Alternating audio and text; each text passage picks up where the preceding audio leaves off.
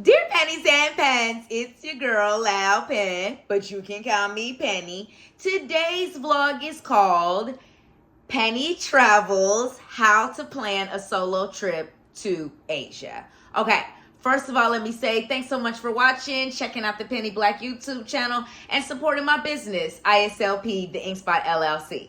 So ISLP, the Ink Spot LLC, is a creative production company based in Dallas. We create original products and produce events to inspire and empower pennies and pens to ink the life that they've always wanted. So in today's vlog, I'm wearing one of our Pennies and Pens 100% organic cotton t-shirts, Peace and Blessings, which is what I wish everybody to have while planning a solo trip and going on a solo trip to Asia. So that's what we're going to talk about in today's vlog. Thank you so much for watching. Okay, so Pennies and Pens, I know you're wondering, what is the first step to planning a solo trip to Asia? Okay, so the very first step is choose a location, okay? Asia is a big old continent. Big old continent with a bunch of big countries in that continent and a lot of cities within them countries within that continent. So you can't just be like, I'm going to Asia. Baby, what part? What city in what country in Asia are you going to? Okay? So it's the very first thing you need to do is choose a location. Now I know you're like, well, dang, Penny, how do I choose a location? Like, you know what I'm saying? Like, you just got through saying it's a lot of countries and a big old continent, a lot of cities in that country within that continent. So how do I pick? So pick based on, like, what your interests are, or a place you've always wanted to go, or just something that stands out to you about that city in that country in Asia. So like, for example, I have been to Seoul and Tokyo. Now, the reason why I initially went to Seoul was because I love K-pop. As you guys know, I cover K-pop all the time on the Penny Black YouTube channel, doing unboxing vlogs and concert vlogs and album reviews. So I wanted to go to Seoul because I was like, well, I want to experience where K-pop comes from. Okay, so that's why I chose Seoul. And then I went to Jeju because a lot of my favorite K-pop artists usually do like getaway vlogs and travel vlogs in Jeju. And Jeju is like kind of like an island off the coast of Korea, and there's beautiful beaches there. So I was like, oh, I can go and get this beautiful beach experience in Korea, and it's only an hour-and-a-half flight from Seoul. So I traveled to Seoul from Dallas, stayed in Seoul for a few days, and then I flew to Jeju. So that's how I chose those locations. And then when I went to Tokyo because randomly, I don't know, at some point after my Seoul trip, my first Seoul trip, I Googled it and I found out that Tokyo is only a 2.5-hour flight from Seoul. So I was like, oh, man, I know I want to go back to Seoul. So I flew back to Seoul from Dallas the next year and then flew to Tokyo from Seoul. So it's like I got to visit 2 different cities in 2 totally different countries in Asia on the same trip, but only do one long flight from the US. Okay, so that's just to give you some tips about how to choose a location. So whatever you're into, like maybe you want to go to Thailand, you've always loved Thai food, so go to Thailand because you love Thai food and you can have fresh Thai food in Thailand. You know what I'm saying? So pick a city and the corresponding country based on your interests and what you like and what you like to do. So you might also want to do some research on various different cities and locations to see what they offer and what they have before you start booking any trips. Okay?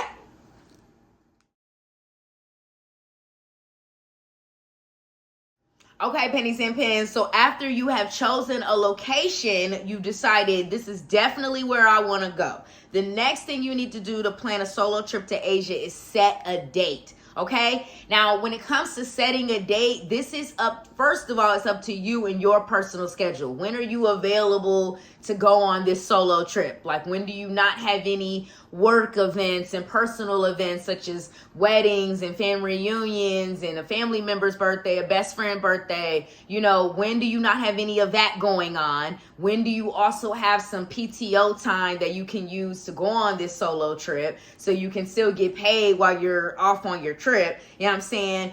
So you want to set a date based on what works for your personal schedule, but you also want to set a date based on like when is a good time to travel and visit said city in the country in Asia that you have chosen. So like I just mentioned, I went to Seoul and I went to Jeju on that first trip. I went during September. Why? Because it was my birthday, so I wanted to do a big old birthday trip to Seoul and Jeju Island. So that's why I chose that trip during those dates. And the next year when I went back and went to Seoul and Tokyo, I went in May. I think I kind of just randomly selected May, but it was also because Monster X's anniversary is May 14th. So I wanted to be in Seoul, even though they couldn't really be active and be doing anything because this is when the enlistment season started. I still wanted to just experience being in Seoul on Monster X's anniversary. And then I also had read up, done research that it was a good time to visit Tokyo during May because the weather is really good. So that's kind of why I plan the trips around that. So that's why I set my date. So just keep those things in mind. You plan around your personal schedule, you know, when you can get the time off from work, when you don't have any family or other work-related events going on, and when is a good time to go based on maybe like the weather and it not being a busy season to visit that time. You know what I mean? Those kind of things. All right, pennies and pens. And the next thing you need to do when it comes to planning a solo trip to Asia after choosing location and setting a date, you need to start researching flights. Now, this is where you're going to be like, oh, man, do I really want to go on a solo trip to Asia? These flights ain't cheap. Yes, bestie, you really do want to go on a solo trip to Asia because the clarity that you will feel, the inspiration, the empowerment that you will feel, like I did it, you know, I can do this, I can go on this trip by myself, you know what I'm saying? And just live my best life. So you want to start researching flights because you also want to get a handle on, you know, how much is it going to cost me to actually fly out to my desired location, you know, depending on how you want to fly. Like if you can afford to book, you know, a first class ticket, business class, premium economy, or if you just want to get an economy ticket because you just need to get there, however you want to do it. But you need to start researching flights as soon as possible. Get a good handle on how much it's going to cost you to fly out to your chosen destination. And make sure that you research multiple times before you just go ahead and book a ticket. Like, even if you got it right then, don't immediately just book a ticket. Like, research it for a good few weeks, couple of months before you book the ticket. And that's another tip that I should have mentioned. But you also want to plan your trip as far in advance as humanly possible. So if you can plan it a year out, I would recommend you plan it a year out. But if you can only do 3-6 months. However you want to do it, but plan it as soon as possible so you can start researching those flights and get the best deal possible. Also, a good friend of mine told me about a tip. Make sure you turn on Google Flight Tracker and also use the Hopper app. So use Hopper app and Google Flight Tracker to track flight prices so you can see when flights are going up and down and you know exactly when is actually a good time to book. Okay? So the next thing you want to do is research flights.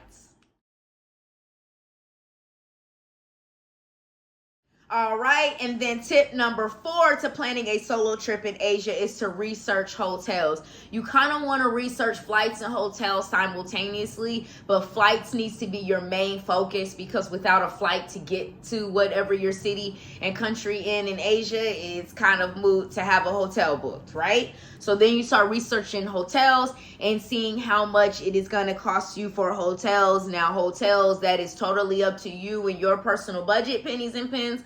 I'm not really going to offer too much insight on that because some people want to stay at a 4-5 star hotel like me. Some people don't mind staying at the 2-3 star hostel Airbnb hookup. I don't know. But me personally, if it ain't a robe and some slippers, we got a problem. Houston, we have a problem in Asia because there's no robe and slippers here. Where that? All right? So that's the next thing you want to do.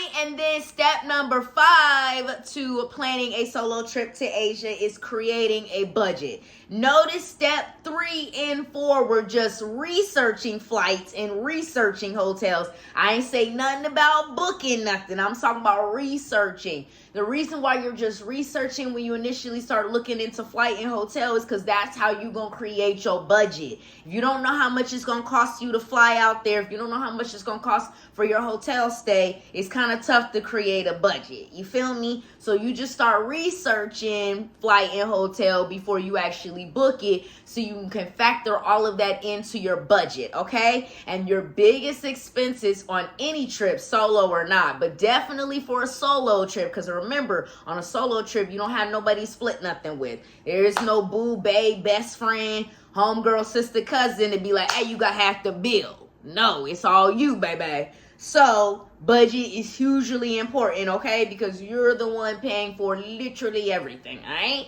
So step 5 is create the budget, okay? And make sure in the budget, flight, hotel, and then leave room for spending money and miscellaneous expenses such as fees, foreign transaction fees, all of that good kind of stuff, okay?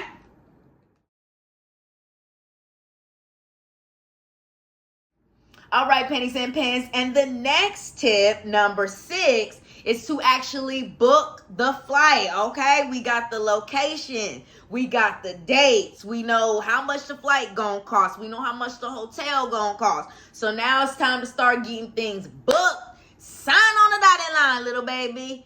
Book that flight. Book it. Bestie, I booked my flight last week. Book yours. Book that flight. Click book, add the cart, input all your personal flight passenger information, and click confirm. Book it, little baby. Book that flight. Book it.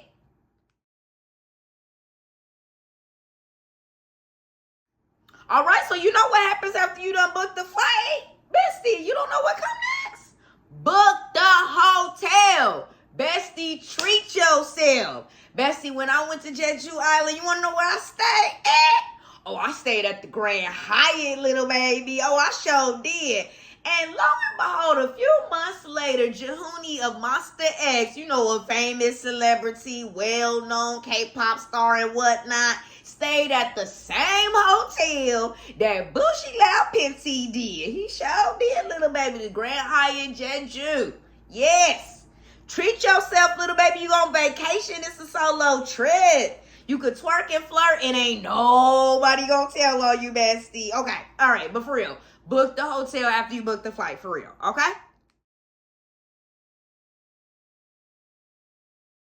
All right, pennies and pens. Now we have started to really get this solo trip to Asia planned. We got a location, we got a date set, we researched flights, researched hotels, then we created the budget, then we booked the flight, booked the hotel. What's to do next? Plan your itinerary, pennies and pens. Now, I know you like, but Penny, I'm going on a solo trip. I'm about to kick the bobo. I'm going to twerk and flirt, have me a glass of wine, and ain't nobody going to tell on me. Yes, I know, bestie, but you still need an itinerary. The reason why you need an itinerary is because if you want to see certain sites and attractions, attend certain events, you gonna need an itinerary to actually successfully make this happen. Remember, pennies and pens, you on a solo trip. You might not have ever been to Asia before, or might not have ever been to this part of Asia before. And you might not really know, as an international traveler, like every city and country in Asia is totally different. Like the vibe, when I flew from Seoul to Tokyo, it was like,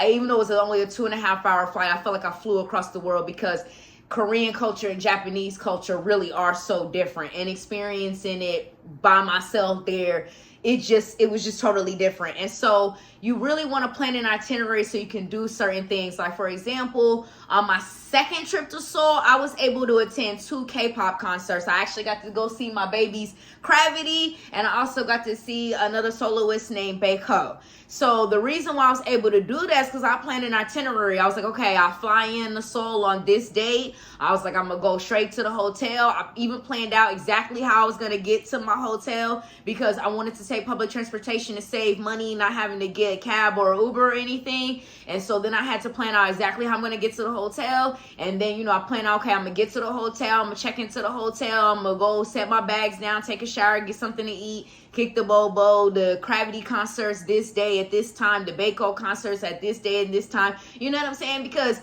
I can't just be like, oh, I'm going to go to the Gravity concert. Okay, great. But I never been to a Gravity concert in Seoul, South Korea. So I need to kind of plan out, okay, if the concert started this time and my hotel's over here, how am I going to get to the concert? You know what I mean? Like, you know, they usually sell merch and stuff outside of the concert. So how am I going to get to the concert? How am I going to get the merch? You know what I'm saying? Like, plan all those little details out so you can actually make those things happen. And I was successfully able to go see Gravity live in Seoul, go see Baco live in Seoul. And it's because I planned it out. You know what I'm saying? You obviously don't want to plan every single little minute of every day, like down to the wire. You know, you want to leave some time open to just explore and chill and go where the wind takes you. But if you're actually trying to make certain events, or like I said, see certain attractions, you want to plan out when you're going to do that. Because also when I went to Seoul, I also wanted to visit a lot of the local museums. And so again, like I had to visit museums on a day when it wasn't a day for I'm going to the